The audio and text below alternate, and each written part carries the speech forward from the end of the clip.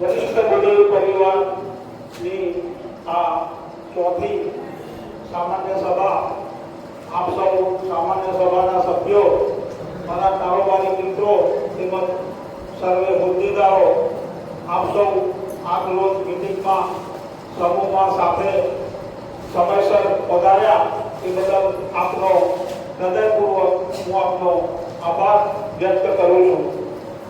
હવે પછી ગત માસની મીટિંગની મિનિટ મંત્રી શ્રી દિલીપભાઈ શુકલ પાસે અધિક માસ શરૂ થયેલ છે. જે કોઈ તિથિ, જન્મતિથિ, મેરેજ તિથિ કે કોઈની પુણ્યતિથિ આવતી હોય, કોઈને બ્રહ્મભોજન કરાવવાની ઈચ્છા હોય તો યજમાન કહેશે એ તારીખે અને એ દિવસે આપણે રાખીશું તો સર્વે સાથ સહકાર આપવા વિનંતી છે. જય મહાદેવ. ઓમ નમો ભગવતે વાસુદેવાય નમઃ. ઓમ નમો ભગવતે વાસુદેવાય નમઃ. ઓમ નમો ભગવતે વાસુદેવાય નમઃ. વરિષ્ઠ ભૂદેવ પરિવારની સામાન્ય સભા નંબર 3, સભા નંબર સડક સભા નંબર 100 5/4/2026 ને રવિવારે સવારે 10:30 કલાકે રોટરી ક્લબ ભવન નડિયાદ ખાતે મળેલ. તેમાં સભ્યો, હોદ્દેદારો, ભાઈ બહેનો સમયસર ઉપસ્થિત રહ્યા હતા. સભાની શરૂઆતમાં 3 વાર ગાયત્રી મંત્રો, મહામૃત્યુંજયના મંત્રોચ્ચાર શ્રી ભરતભાઈ પંડ્યા દ્વારા હોલમાં કરવામાં આવ્યા. તેથી વાતાવરણ ખૂબ જ મંગલમય અને ભક્તિમય બની ગયું હતું. આવકાર પ્રવચન વરિષ્ઠ ભૂદેવ પરિવારના પ્રમુખ શ્રી કનુભાઈ દ્વારા સભાને સમયસર ઉપસ્થિત રહેવા બદલ તમામને મીઠો આવકાર આપી સૌનો આભાર માન્યો હતો. ત્યારબાદ મંચસ્થ મહાનુભાવો, મુખ્ય મહેમાન હરેશભાઈ સરૈયા દ્વારા દીપ પ્રાગટ્ય કરવામાં આવ્યું હતું. તેમાં કારોબારી સભ્યો પણ જોડાયા હતા અને વાતાવરણને પ્રકાશમય બનાવ્યું હતું. ગત સામાન્ય સભાની મિનિટ્સનું વાંચન મંત્રી શ્રી નિલેશભાઈ શુક્લ દ્વારા કરવામાં આવ્યું. તેને સભાના સભ્યો દ્વારા હાથ ઊંચો કરીને બહાલી આપી મિનિટ્સ મંજૂર કરવામાં આવી હતી. આજની સભાના ભોજનદાતા તથા મુખ્ય મહેમાન હરેશભાઈ સરૈયા તથા તેમના પરિવારના સભ્યોનું ગિફ્ટ આપી ભેટ જોડાવી અને સન્માન કરવામાં આવ્યું. ત્યારબાદ હોલમાં તાળીઓના ગડગડાટથી તેમને અનુમોદન આપી સન્માનિત કરવામાં આવ્યા હતા. તેઓ શ્રીના પત્નીની પુણ્યતિથિ નિમિત્તે પરિવારના તમામ સભ્યોને ₹50ની દક્ષિણા પણ આપવામાં આવી હતી, જેનો સભ્યોએ સહર્ષ સ્વીકાર કર્યો હતો. પત્ની શોભનાબેનની તિથિ નિમિત્તે તેમને શ્રદ્ધાંજલિ આપવા માટે વરિષ્ઠ ભૂદેવ પરિવાર તરફથી આપણા લોક લાડીલા ગીતો, દુહા, છંદ ગાવાના શોખીન એવા શ્રી દિલીપભાઈ ભટ્ટના મુખેથી ખૂબ જ સુંદર ગીતો રજૂ કરવામાં આવ્યા તથા ભજનો અંજલિ ગીત સમૂહમાં રજૂ કરીને તેમના આત્માને શાંતિ માટે પરિવાર તરફથી ભાવભીની શ્રદ્ધાંજલિ અર્પણ કરવામાં આવી હતી. આ કાર્યક્રમને 1 કલાક સુધી માણ્યો હતો. પરિવારના સભ્ય શ્રીમતી મંદાબેન શુક્લના મુખ્યથી સંત પુરીપ મહારાજનું ભજન રજૂ કરવામાં આવ્યું હતું. જન્મદિન અભિવાદન પરિવારના કન્વીનર શ્રી અશોકભાઈ જોશી દ્વારા માને જાન્યુઆરી, ફેબ્રુઆરી, માર્ચ અને એપ્રિલ માસના સભ્યોના આવતા જન્મદિનનું વારાફરતી વાંચન કરી સૌ સભ્યોને ગિફ્ટ આપી પરિવારને સભ્યો તરફથી અનુદાન પણ આપવામાં આવ્યું હતું. તેનું વાંચન શ્રી અશોકભાઈ દ્વારા કરવામાં આવ્યું. તેને તાળીઓના ગડગડાટથી વધાવી લીધું.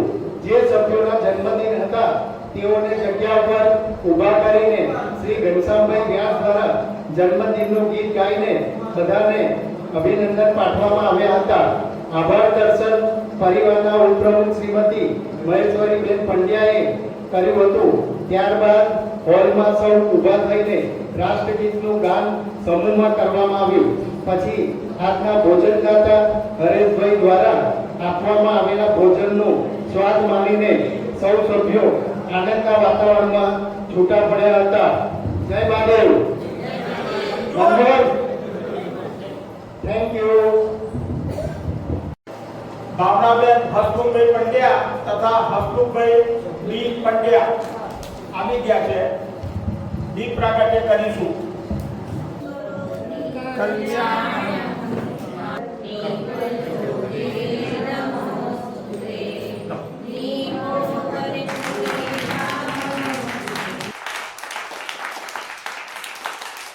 આપણે લઈ જશું કે દવે કિરીટમાં પુરુષોત્તમદાસ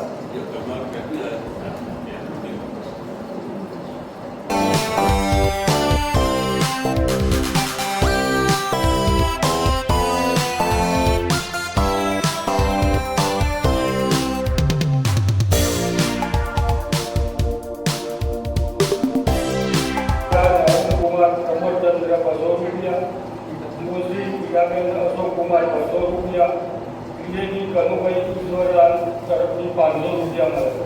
આ સિવાય અન્ય ભેટ જન્મદિન ભેટ મળેલ છે, જેમાં પહેલા શ્રી શોભનાબેન અશોકભાઈ યોગેશભાઈ દવે ભોજન ભેટ રૂપિયા 1501 રૂપિયા મળેલા છે. અને બીજું શ્રી હરેશભાઈ અંબાલાલ સરૈયા શુભેચ્છા દાન 5000 રૂપિયા મળેલ છે. જય મહાદેવ. बार बार दिन ये आए, बार बार दिन ये गाए, बार बार दिन ये आए, बार बार दिन ये गाए. तुम जियो हजारों साल, ये हमारी है आरज़ू. Happy birthday to you, happy birthday to you. Happy birthday to you all. Happy birthday to you. आप लोग तंदुरुस्त जीवन जियो, आयुष्य भोगो. परमात्मा आप सबने खूब लांबी उम्र આપે. તેમજ કારોબારી સભ્યો બીજી અન્ય સંસ્થાઓમાં બઢતી મળે છે તેઓનું પણ આપણી સંસ્થા સન્માન કરે છે. જેમાં સૌપ્રથમ મહેશભાઈ જોશી, તેઓ આજે નથી આવ્યા સંજોગો વસાત, તેઓનું સન્માન બાકી રહેશે. એમના પછી આવે છે ભરતભાઈ પંડ્યા, જેઓ ફેડરેશનમાં ગુજરાત ફેડરેશનમાં ઉપપ્રમુખ બન્યા છે. મહેશભાઈ જોશી લાયન્સ ક્લબમાં જોડલ ચેરમેન બન્યા છે, જે આપણા પરિવારનું ગૌરવ છે. શ્રીમતી મહેશ્વરીબેન પંડ્યા, તેઓ મહિલા ઉત્થાન ક્લબમાં મહામંત્રી થયા છે અને શ્રીમતી ઇન્દિરાબેન ભટ્ટ ઉભા થજો. આવો પહેલા ઇન્દિરાબેન ભટ્ટ મહિલા ઉત્થાનમાં રિપીટ આ વર્ષે પણ પ્રમુખ અને મહામંત્રી થયા છે, જે આપણા પરિવારનું ગૌરવ છે. ત્યાર પછી નિલેશભાઈ શુકલ તેમની વાલમ ક્રાંતિમાં પ્રમુખ ઘોષિત થયા છે. તેમને પણ ઘણા અભિનંદન. આપણા પરિવારનું ગૌરવ છે.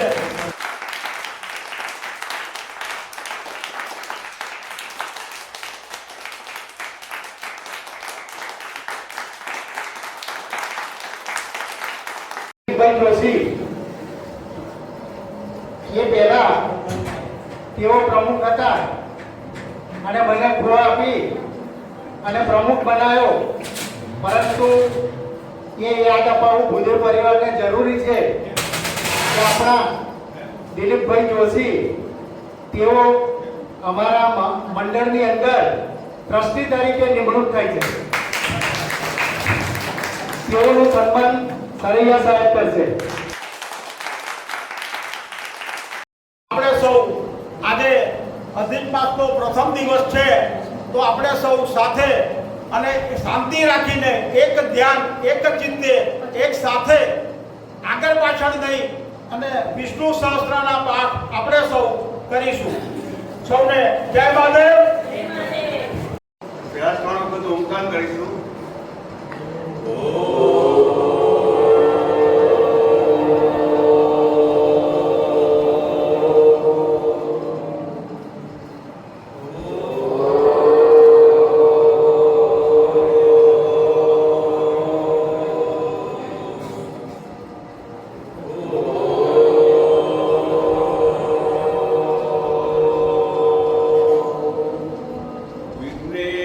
વિઘ્નેશ્વરાય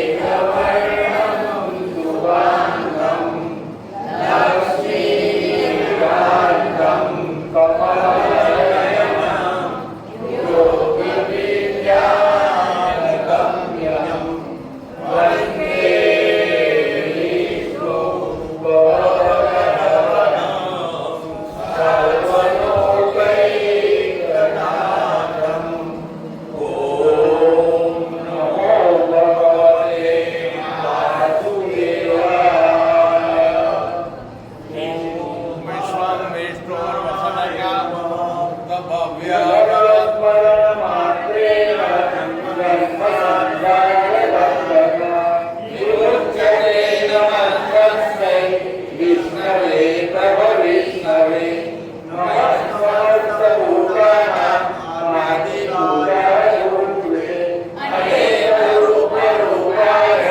विष्णवे प्रभविष्णवे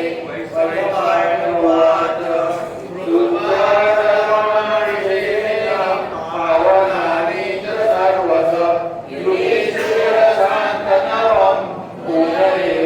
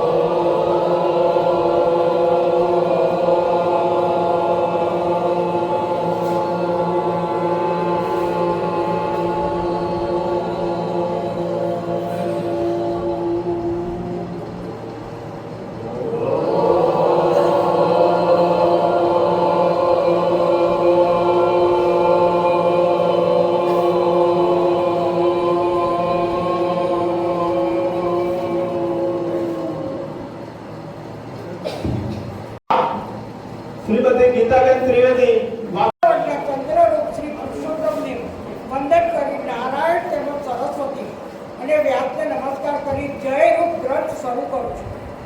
પૂર્વ કલ્યાણ જન કલ્યાણ માટે આશિક દેવન ભાઈ સુમન પીપળિયા સુબીર કશ્યપ જાંબુલી ભૃગુ અંગીરા વામદેવ સુતીક્ષ્ણ સરવર્ધન સૈન્ય ગૌતમ મદન પ્રિયમ ગાલવ ઋતુ અભિ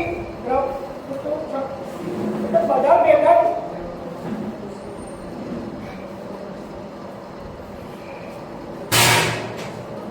જૈમિની મહાગ્રીવ મહાબાહો મહાનગર મહાબલ મહાશય કાલાગ્નિ રુદ્રપ્રદ ક્ષેત્ર આદ્ય સર્વન પૃથુ વગેરે ઋષિઓ નૈમિષારણ્યમાં આવ્યા હતા. યજ્ઞાદિ કરતા હતા. તેવામાં શુદ્ધ પુરાણ શિષ્યો સાથે પૃથ્વી ભ્રમણ કરતા આ મુનિઓ પાસે આવ્યા. સુતજીએ આ સમયે રાતા વલ્કમ પહેર્યા હતા. મોઢા પર સ્પીચ ચવાયેલું હતું. કપાળમાં ઉદ્વમુખ કરેલું હતું. સોની ચામડી મુદ્રાથી શોભતા હતા. જેટલા ભરભરી રહી હતી. જીતેન્દ્રિય એવા તે હરિને ભરતા આવ્યા. ઋષિઓએ સુતજીને જોયા એટલે ઊભા થઈ સત્કાર કરવા લાગ્યા. તે તેમની પાસેથી કથા સાંભળવા તેમની આસપાસ વિખરાઈ પડ્યા.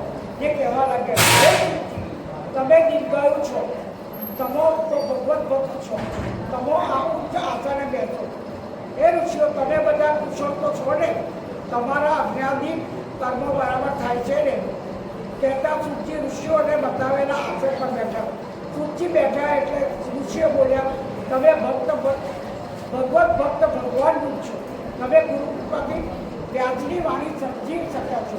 તમે લાંબા સમયે અહીં પધાર્યા હે વ્યાસ શિષ્ય શિરોમણી. તમે અજ્ઞાનને દૂર કરનાર ઉત્તમ આચરણ છો. તો તમે અમને કંઈક સંભળાવો.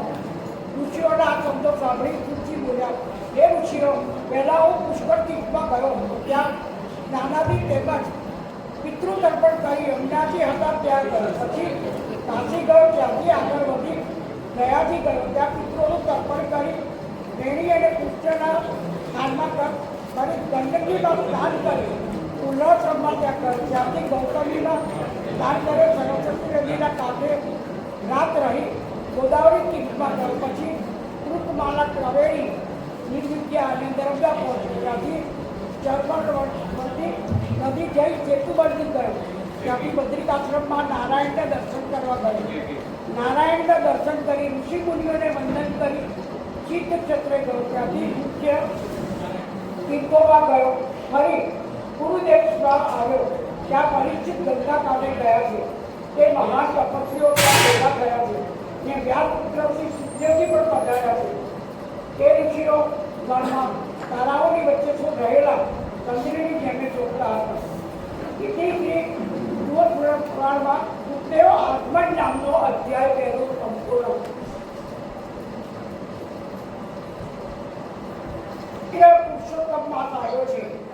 અધિક ભાવિક સ્ત્રી પુરુષો પુરુષોત્તમ ભગવાનનું રક્ષણ કરતા નદીએ નાહવા જાય છે. નાહીને કાંઠા ગોળની પૂજા કરે છે. પુરુષોત્તમ મહિનાની કથા વાર્તા સાંભળે છે અને મુદ્દે પ્રભુનું નામ રટણ કરતા કરતા ઘરે આવે છે. આખા ગામના ભક્તિભાવ ઉભરાઈ રહ્યો છે. સાસુઓ નદીએ નાહવા જાય છે. દેરાણી જેઠાણી નદીએ નાહવા જાય છે. નણંદ ભાભી નદીએ નાહવા જાય છે. મા દીકરી નદીએ નાહવા જાય છે. એ ગામમાં એક ડોશી રહે છે. તેને બે દીકરા છે, બે વહુઓ છે. છતાં ડોશીએ જુદા રહેવું પડે છે. બે વહુઓ પણ જુદી રહે છે. આમ ત્રણેય અલગ અલગ ઘરમાં રહે છે, પણ વાર તહેવારે ભેગા મળીને અને આનંદ કરે છે. ડોશી રોજ સવારે નદીએ નાહવા જાય છે. નાના દીકરાની બહુ પણ નાહવા જાય છે. કાંઠા ગોળનું પૂજન કરી ઘરે આવે છે. પણ મોટા દીકરાની બહુને ધર્મ કરતાં ઘર વધારે સારું પૈસાનું અભિમાન છે, રૂપનું અભિમાન છે. એટલે મારું ઘર, મારો ધણી, મારો દીકરો, મારી દીકરી, મારા પૈસો કરતી ઘર કુકડી થઈ ગઈ ઘરમાં બેસી રહે છે. દેરાણી નદીએ નાહવા જાય છે અને જેઠાણી યાદ આવે છે. એક દિવસ દિલ્હી ગોળી દેરાણી નદીએ નાહવા જતી વખતે જેઠાણીના ઘરે ગઈ અને કહેવા લાગી, ભાભી આજે તો મારી સાથે નદીએ નાહવા ચાલો, ત્યાં નાહીને કાંઠા ગોળનું પૂજન કરીશું, પુરુષોત્તમ મહિનાની વાર્તા સાંભળીશું અને પછી પ્રભુ સ્મરણ કરતા ઘેર આવીશું. જેઠાણી કહે, એ તો વેવણીના કામ, નવરી નાખીના કામ. કે નદીએ નાહવા જાય તે કામની નિંદા કરે, એ આપણું કામ નહીં. માટે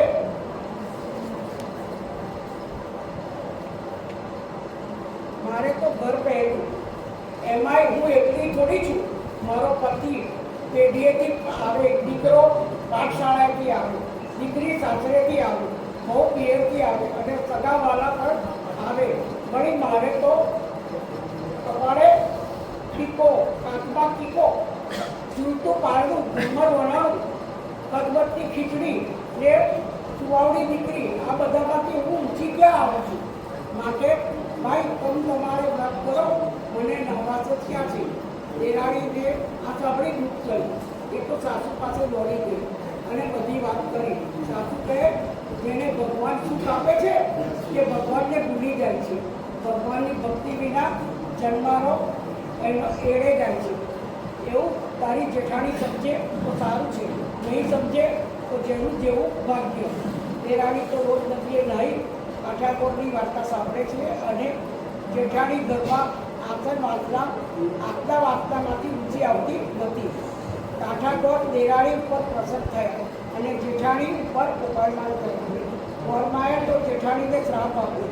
પરિણામે એ આવ્યો કે પતિ પેઢીએથી ન આવ્યો, દીકરો પાઠશાળાએથી ન આવ્યો, દીકરી સાસરેથી ન આવ્યો, બહુ પિયરથી ન આવ્યો ને સગાવાલા ન આવ્યા. એમના ચીરમાંથી ઢોર આવે, ઝૂલતા પારણા અટકી ગયા, ગમર વણાવણી ચાલતા બંધ પડી ગયા. આમ બધું ઉલટું થવા માંડ્યું. આવું જોઈ જેઠાણીનો ચીર ઊંચો થઈ ગયો. એ તો રોટી કકડતી દેરાણીને ઘેર આવી અને બધી વાત કરી. દેરાણી તેને સાસુ પાસે લઈ ગઈ. સાસુજી એટલે બેસી માળા ફેરવી રહ્યા હતા. ત્યાં તો જેઠાણી આવીને તેમના પગમાં પડી અને ગળોપાત કરવા લાગી. મારી કાંઈ માર્ગ બતાવો, મારે તો બધું અવરું થવાનું ઘટે છે, એનું કારણ સમજાવો. મારી તમે કહો તેમ કરવા તૈયાર છું. સાસુ કહે, ભાઈ તમે પુરુષોત્તમ મહિના કરતા નથી, કાઠિયાકોટની વાર્તા સાંભળતા નથી, તેથી તમારા ઉપર કાઠિયાકોટનો કોપ ઉતરી પડ્યો છે, બીજું કંઈ કારણ નથી.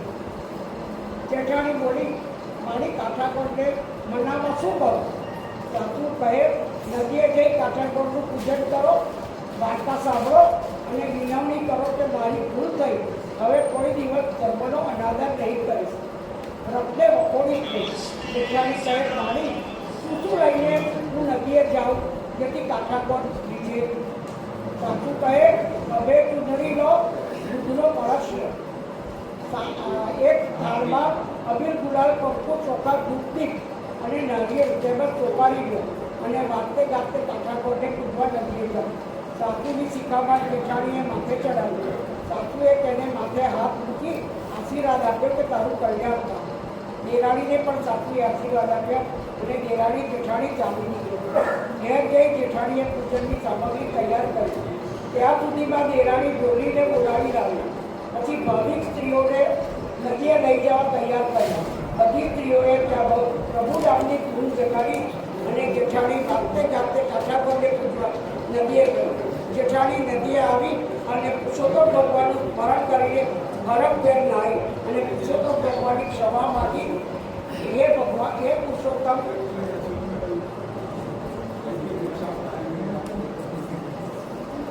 કરી તે બદલ ક્ષમા આપો.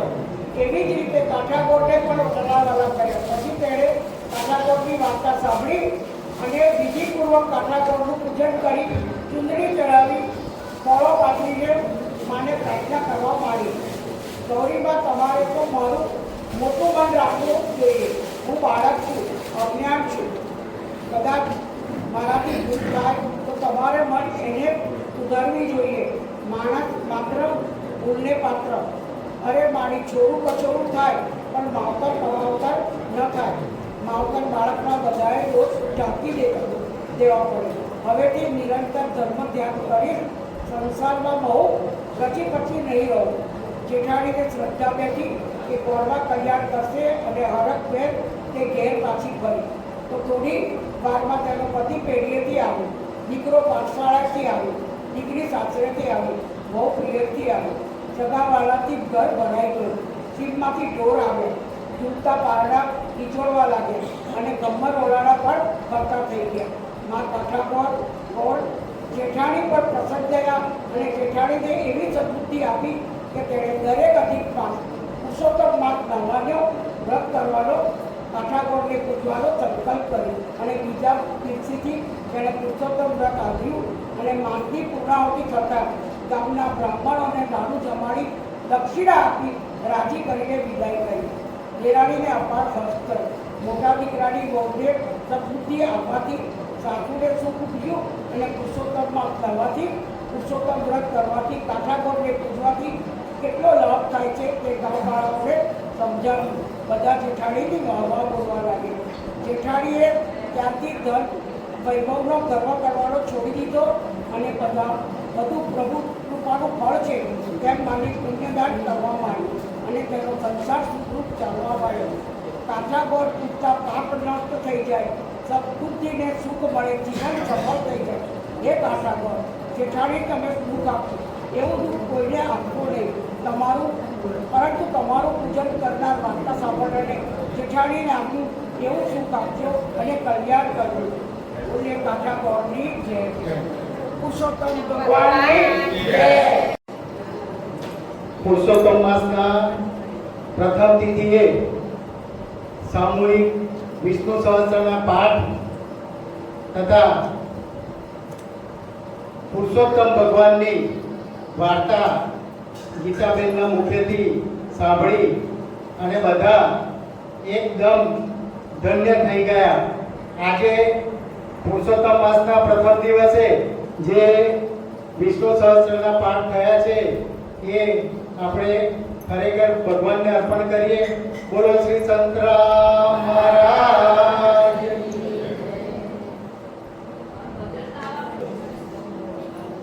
આપણે 26 તારીખે 26/4/2026 ના રોજ ઇલેક્શન થઈ ગયું. એવા આપણા વરિષ્ઠ ભૂદેવ પરિવારના પ્રમુખ શ્રી કનુભાઈ ખૂબ જ ઉત્સાહી. તેમણે નક્કી કરી દીધું કે ભાઈ ઇલેક્શન થાય, વોટ આપે, બધું બરાબર છે, પણ એ વોટ આપણો ભૂદેવનો એળે ના જાય એના માટે એક પ્રતિયોગિતા એમણે આયોજિત કરી હતી કે એમણે સમય નક્કી કર્યો હતો કે એ સમયની અંદર જે વરિષ્ઠ ભૂદેવના પરિવારના સભ્યો બહેનો વોટિંગ કરશે તેઓને પ્રથમ, દ્વિતીય અને તૃતીય ઇનામ શ્રી કનુભાઈ તરફથી આપવામાં આવશે. તો અત્રે આપણે ઇલેક્શન તો પતી ગયું, ડાબા હાથે ટપકું બી થઈ ગયું, પણ હવે આ 3 ટપકા કોને કયા ભૂદેવના શિરે લાગે છે એ એક બહુ જોવાની વાત છે. આપણે આ ડબ્બાની અંદર 15 ઇલેક્શન મેમ્બર ભૂદેવો છે. વારાફરતી હું નામ બોલીશ, એ ડબ્બો ખોલીને એક ચિઠ્ઠી ઉપાડે. પ્રથમ, દ્વિતીય અને તૃતીય એમ 3 ચિઠ્ઠી આપણે ઉપાડવાની છે. બરાબર છે? તો હવે અશોકભાઈ મહેતાને વિનંતી કે તેઓ પોતે એક ચિઠ્ઠી આમાંથી ઉપાડે. શ્રી અશોકભાઈ મહેતા.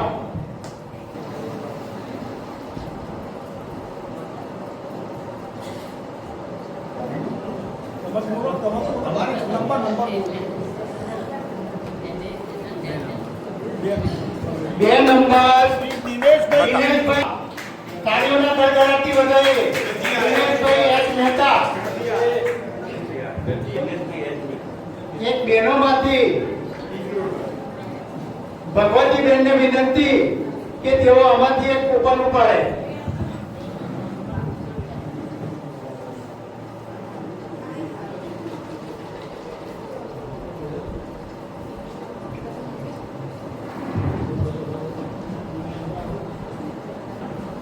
જય મહાદેવ. જય મહાદેવ. બોલો નંબર બોલો. 14. 14 નંબર. ઇન્દિરાબેન ભટ્ટ. વાહ ભાઈ વાહ, વાહ ભાઈ વાહ. ઇન્દિરાબેન ભટ્ટ, ખરેખર તમારો વોટ અહીંયા જ પડે.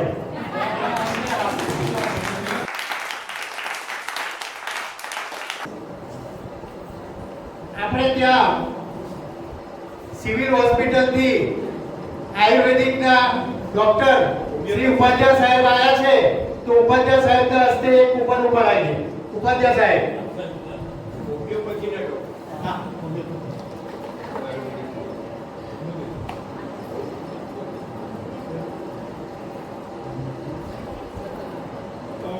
10 નંબર. પ્રજ્ઞાબેન ત્રિવેદી. પ્રજ્ઞાબેન ત્રિવેદી. વાહ ભાઈ વાહ.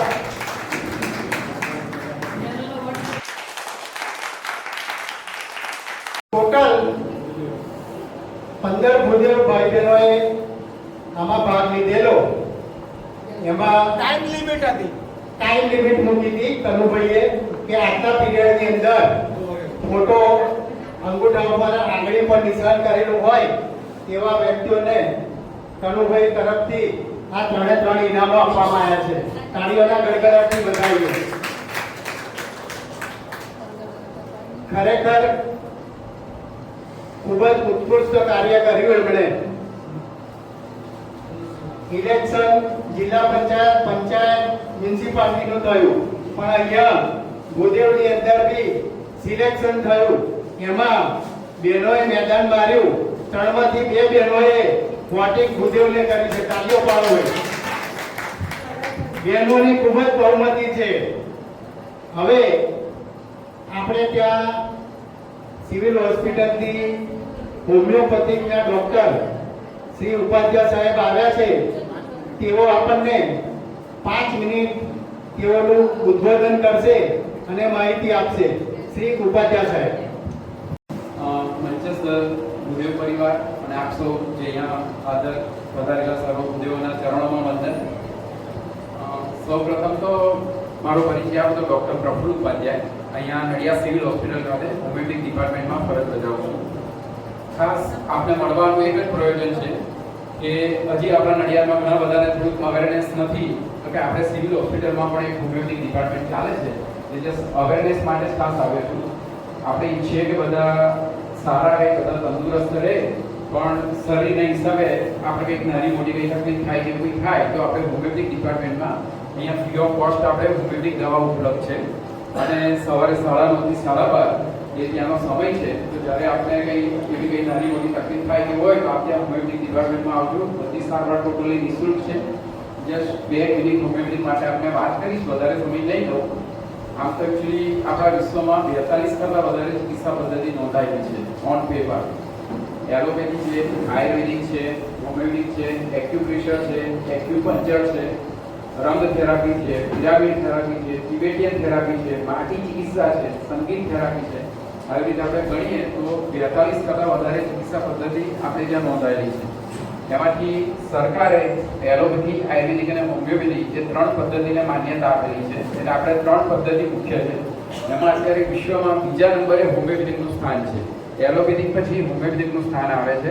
અને આપણે સિવિલ હોસ્પિટલમાં ઘણા વખતથી હોમિયોપેથિક ડિપાર્ટમેન્ટ કાર્યરત છે, જનરલી અને ફ્રી છે. અને બીજું હોમિયોપેથિકમાં કેવું છે કે કોઈ આડઅસર નથી. કદાચ ઘણા બધા વ્યક્તિઓ હશે કે ત્યાં દવા લેવા પણ આવ્યા હશે અને ઘણા બધાને ખ્યાલ પણ હશે. તો હોમિયોપેથિક ચિકિત્સા પદ્ધતિ એ ટોટલી પ્રાકૃતિક ચિકિત્સા પદ્ધતિ છે, જેમાં આપણે આજુબાજુ જોતા હોય છે કે ભાઈ આંબો છે, આસોપાલો છે, જાંબુનું ઝાડ છે, ગલગોટો છે, આપણે જે રસોડામાં મીઠું ઉપયોગી આપણે રસોઈમાં વાપરીએ છીએ મીઠું છે, એટલે કુદરતી જે નેચરલ જે વસ્તુ છે એમાંથી જ આપણે હોમિયોપેથિક દવા બનાવતા હોઈએ છીએ. બીજું કે બીજી કોઈ ચિકિત્સા પદ્ધતિ છે, માનો કે ઘણાને એલોપેથિક દવા ચાલતી હોય, કોઈ એવા લાંબા ડિસીઝ હોય, તો એની સાથે બી કંઈક નાની મોટી તકલીફ હોય તો એ વખતે આપણે હોમિયોપેથિક એડોપ સારવાર તરીકે આપણે આપીએ છીએ. હમણાં જ્યારે કોરોના હતો ત્યારે એકચ્યુઅલી મારું 2 વાર પોસ્ટિંગ ત્યાં અમદાવાદ સિવિલ હોસ્પિટલમાં થયેલું, કારણ કે એ વખતે એલોપેથિકની સાથે આપણે હોમિયોપેથિક ચિકિત્સા પદ્ધતિ કોરોના માટે આપણે આપવામાં આવે છે. એટલે આ જસ્ટ કેટલી એની અસરકારકતા છે એક આપણે હું બતાવવાનો મારો એક પ્રયત્ન છે.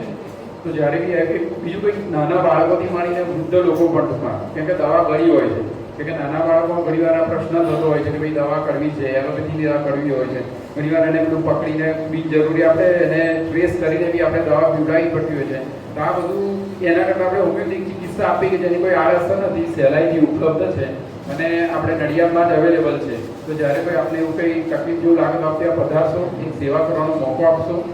બીજું છે કે આપણા જે વડાપ્રધાન નરેન્દ્ર મોદી સાહેબ છે એથી માંડીને જે આપણે જૂની વાત કરીએ તો મહાત્મા ગાંધી, રવિન્દ્રનાથ ટાગોર, સ્વામી વિવેકાનંદ, હમણાં જે થોડા વખત પહેલા જેમનું અવસાન થયું રાજીવ બજાજ કંપનીના જે મેઇન માલિક હતા, એ બધા જ લોકો હોમિયોપેથિક ચિકિત્સા પદ્ધતિ જરૂર પડે ત્યારે લે છે અને સર્વકૃત સ્વીકારાયેલી બીજા નંબરની ચિકિત્સા પદ્ધતિ છે. તો જ્યારે આપણે કંઈ જરૂર પડે ત્યારે ખાસ આવજો, ખાસ સવારે 9:30 થી 12:30 આવજો. કેમ કે ઘણી વાર શું છે, સાંજે અમારે લોકોને કેમ્પમાં છે, આંગણવાડીમાં છે, સ્કૂલમાં બી વિવિધ પ્રોગ્રામો ચાલતા હોય છે, ગવર્મેન્ટના અમુક કામ હોય છે, એટલે જનરલી આ સમયે આવો તો ઘણી અનુકૂળતા રહેશે. ખાસ આપણે પણ ધક્કો ના પડે એ વાતનું ધ્યાન રાખીને જ્યારે બી કંઈ તકલીફ નાની મોટી થાય તો આપ આવશો અને આપની એક સેવા કરવાનો મોકો આપશો. જય ભારત, વંદે માતરમ, જય જય ગુરુ. આપણી વચ્ચે ડૉક્ટર ઉપાધ્યાય સાહેબ ઉપસ્થિત છે. આપણા માટે કિંમતી સમય ફાળવીને આપણી વચ્ચે ઉપસ્થિત રહ્યા છે. વરિષ્ઠ ગુરુ પરિવાર એમનું સન્માન કરી રહ્યું છે.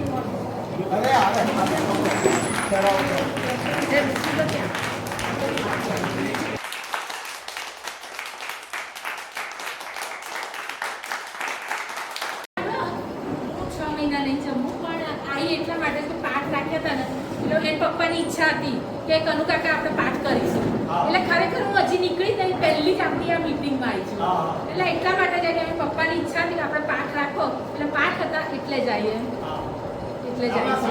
અને આપણી સંસ્થાને જે 1501 એમના સ્મારકે આપે છે.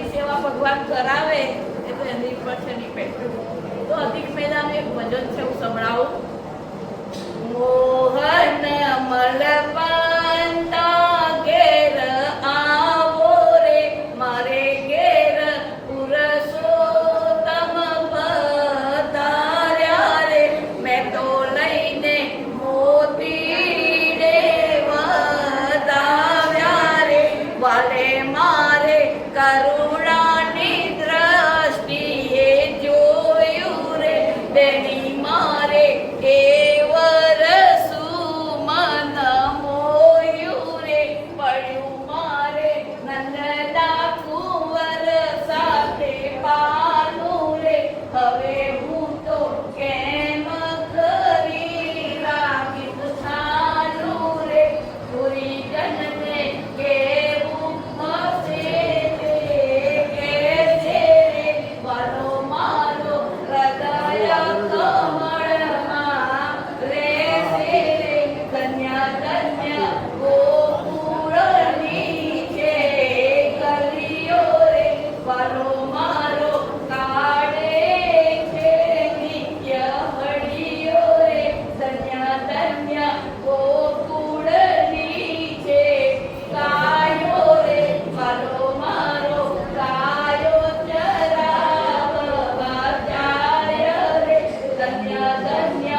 યમુનાજીના ઘાટ રે વાલો મારો નિત્ય વાંચે છે પાઠ રે ધન્ય ધન્ય યમુનાજીના આરા રે વાલો મારો ચરણ કમળમાં રેજો રે ધન્ય ધન્ય ગોકુળના ગીરધારી રે વાલાને જોવા મળી વ્રજનારી સૌ સખી સોળે સજો સણગાર રે વાલાને નયનો ભરીને નિહાળે રે વાલો મારો માધવ દાસ બલિહારી રે અમને આપજો વ્રજમાં વાસ રે અમને આપજો વ્રજમાં વાસ રે પુરુષોત્તમ ભગવાન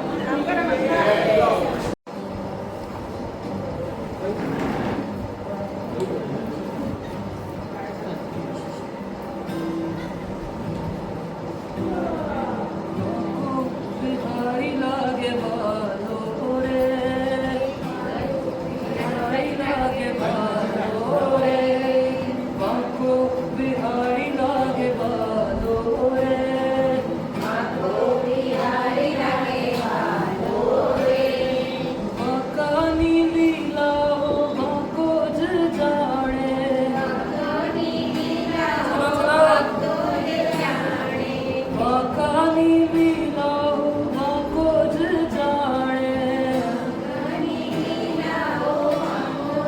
जाने बिजू न कोई जानना रो रे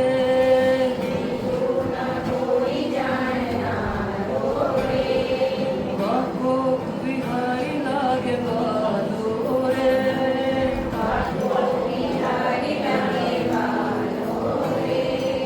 बाको कृपाळु बाकाने ना म्हणतो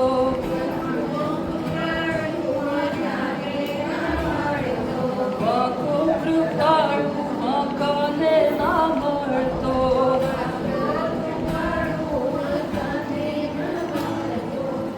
सीधाने जित मारणारो रे